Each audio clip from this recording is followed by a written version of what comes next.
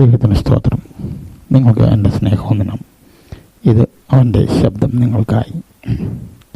എൻ്റെ പരമാനന്ദമായ ദൈവം. സങ്കീർത്തനം 43:4.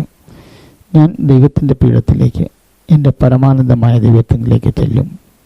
43-42 സങ്കീർത്തനങ്ങളിൽ ദൈവത്തിൽ വിശ്വസിക്കുന്നുണ്ടെങ്കിലും സാഹചര്യങ്ങളുടെ സമ്മർദ്ദങ്ങളിൽ ആത്മാവ് വിഷാദിച്ച് ഉള്ളിൽ ഞരങ്ങുന്ന ഒരു സങ്കീർത്തനക്കാരനാണ്.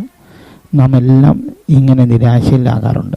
പുറത്ത് വിശ്വാസവും പ്രത്യാശയും പ്രകടിക്കുമ്പോഴും അകത്ത് ഞരക്കം, വിഷാദം. ദൈവത്തിന് പല പേരുകളും തിരുവചനത്തിൽ കാണുന്നുണ്ട് എങ്കിലും വളരെ വ്യത്യസ്തമായ, തികച്ചും വ്യക്തിപരമായ ഒരു പേരാണ് ഇവിടെ കാണുന്നത്. എൻ്റെ പരമാനന്ദമായ ദൈവം.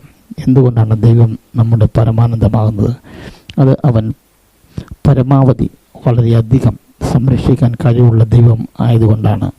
നാം ചോദിക്കുന്നതിലും നനയ്ക്കുന്നതിലും അത്യന്തം പരമായി ചെയ്യുവാൻ കഴിയുന്നവനാണ്. എഫേസ്യർ 3:20. പൂർണ്ണമായി രക്ഷിക്കുവാൻ കഴിയുന്നവനാണ്. എബ്രായർ 7:25. കാത്തു സൂക്ഷിക്കുവാൻ കഴിവുള്ളവനാണ്. യോഹന്നാൻ 10:28-29. വിടുവിക്കാൻ കഴിവുള്ളവനാണ്. 3 യഹൂദന്മാർ ബാലന്മാരുടെ ചരിത്രം അത് തെളിയിക്കുന്നു. ദാനിയേൽ 3:17. നമ്മെ പുലർത്താൻ ശക്തനാണ്. സങ്കീർത്തനം 55:22.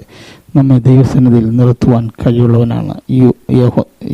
യൂദ 24-ാം വാക്യം. സങ്കീർത്തനക്കാരന്